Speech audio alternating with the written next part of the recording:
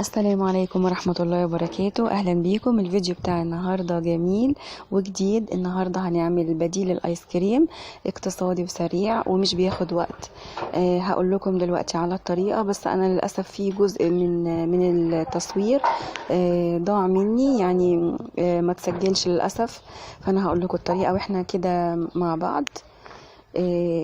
الطريقة بتاعتنا ده عبارة عن موز، صوابع موز، بس لازم يكون الموز جامد.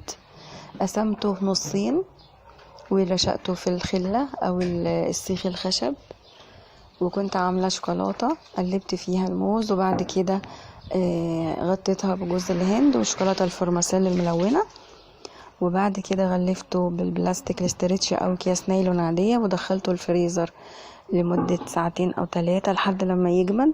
بعد كده فكيته بالطريقة دي من الاكياس اللي انا مغلفاه بيها، وده شكله بعد ما طلع من الفريزر.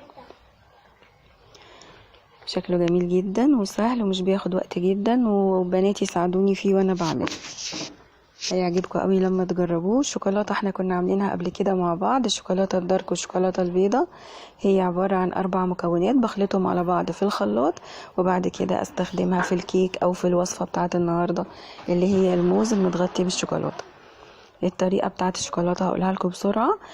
حطيت كوبايه كاكاو خام، وكوبايه سكر، وكوبايه زيت، وكوبايه لبن، كلهم قد بعض بالظبط، وضربتهم مع بعض في الخلاط، وطلعت عندي احلى شوكولاته.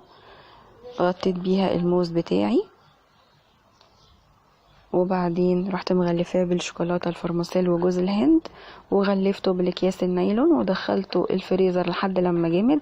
واللي انا حطاه فيها دي، القاعده اللي انا عاملاها له دي، اطباق فل عاديه، قلبتها على وشها وخرمتها بنفس الخله اللي انا حاطه فيها الموز،